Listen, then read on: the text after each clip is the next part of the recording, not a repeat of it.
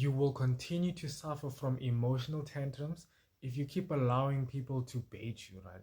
This video is specifically for you if you've been trying to learn how to actually stay calm in situations, but there's always that one person. Maybe it's a friend, it's a family member, maybe it's even just a keyboard warrior online, right? And this person, they just know how to push your buttons, and no matter how much you've been telling yourself you need to stay cool, you need to stay calm, the moment this person just starts engaging with you, the conversation, you actually start seeing it go up and up and up to this insane level of anger. Now you actually need to pause and then ask yourself, why would a person, even if you don't consider them a reasonable person, right, why would they keep pushing your buttons while you're clearly angry? Why does this small disagreement, something you guys just don't see eye to eye on, feel like you're going to war against this person's ideals? And why your argument spiraling from a single point of just two people trying to bounce ideas and ideologies from one another to now you find each other throwing jabs at each other and personal attacks? And you need to understand that's not random and that's not an accident, because that is actually intentional, right? Because that's what we call rage bait.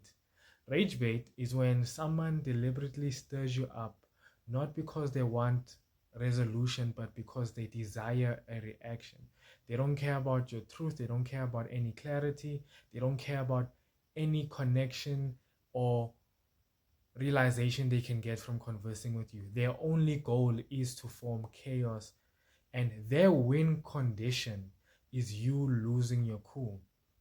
And this is where this level of honesty needs to remain, and be brutal with yourself, because you are easy to bait if you aren't dealing with your triggers. That's just the first thing I'm going to say right off the bat, right? If you still carry unresolved pride, you have insecurities, or you need to be right or most correct, or you walking on eggshells around people, and you just an emotional little bomb like this, you are literally the prime prey for a person that's going to rage bait you. Now, the thing about these rage baiters is it's not like there's some mysterious person to figure out. They literally come in 4 forms. Number one, and I know this happens for people in toxic relationships, right? The victim. This person thrives on weakness. They'll spin every situation to make you look like a villain, and then they the poor helpless target. And the more you react in your anger, the more they collect these receipts against you. They're stacking every outburst, every sharp word, every moment where you seem to have like lost control, and they flip it into evidence to prove that you're the problem. And they manipulate the story so that no matter what you say, you end up just being guilty. And the angrier you get, the stronger their case actually becomes. Then you'll actually find maybe that's not who you're dealing with. You're dealing with a person I like to view as the martyr, right? This martyr plays the I'll suffer so you'll feel guilty game. They'll say things, we've all heard this growing up. Look at everything I do for you, and this is how you treat me. Look at all the things I've got you. Look at this, look at that. And sometimes this isn't even just within a relationship context. This could literally be with people you're working with, right? And they are fishing for an outburst only because once you snap, they'll be able to wear the halo to say, see, I'm the one that's sacrificing and you're the one that just keeps lashing out. And it's this manipulation they keep doing because they're trying to disguise it as innocence. And they want you enraged the whole time so that when you look back and wonder, was I overreacting? They look like the holy saint, like they had no part to play. Now, the third person, this is the savior right then and there. This person is like the sneakiest of the bunch. The savior positions themselves as the one who's just trying to help. They'll say, I'm only saying this because I care about you. Clearly, they said something offensive. Clearly, they did something that actually affects you and could affect other people. And then they proceed to use that as a knife to keep jabbing and poking at you and stabbing at you, right?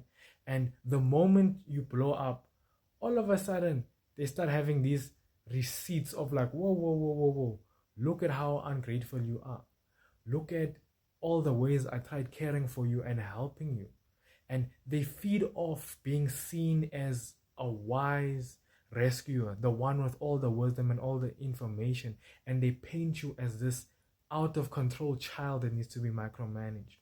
Then you'll find a tyrant. And this is literally the worst person.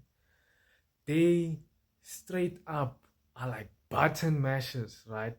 They don't try to hide it. They don't do anything in secret. They go from poking and prodding at you. They will escalate this, whatever's happening, into a full-out war. They only want power, right? The only thing they gain from the interaction you guys are having is the fact that you're losing control. They don't seem to care about anything. As long as you're raging this where this conversation is going, they're controlling how this narrative is supposed to work, right?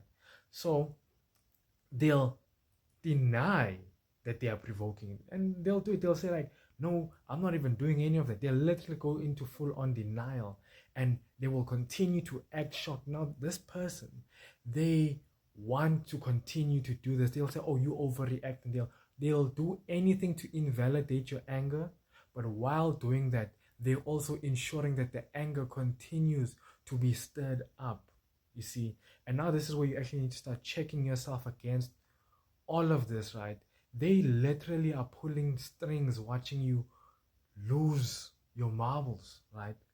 And you have to actually start seeing yourself getting angry. And usually you'll feel it in your chest, or you'll feel it up in your head, and you'll actually feel your physical body temperature rising. And ask yourself, what is the actual goal of this conversation? Because if the goal is resolution, then why are you guys going over the same issues the whole point? Why is it a stack of insults? Why is it moving from just a normal discussion to destroying this person's beliefs, ideologies, and trying to destroy whatever sense of self this person actually has? Because the goal is now moving from clarity just to pure retaliation, and you are no longer arguing a point. You're just trading blows, right? And the rage baiters, they love that, because it's not about the truth. It's about who throws the hardest jab, who will be the last one standing at the end of this. And literally, with all of this in mind, the only solution is refusing to play the game. The true test is not how loud you can get, how fast and witty your comebacks are, how painful they could be, but how quickly can you say, I'm not playing this game. This game that you're trying to take me on, this road of anger and misery, I can't feed into it. And many people be like, no, I can't just be the bigger person the whole time. Listen, there's a time to fight, and there's a time to understand that you're not resolving anything. Arguing with a fool makes you foolish. End of story. And stop giving into these rage baiters. They just want this whole power from you. Now, should you have found value in this and you genuinely believe there's somebody that needs to see this, please share this with them. And if you have any questions on this specific topic or any topic going forward, feel free to comment them and I will get back to you.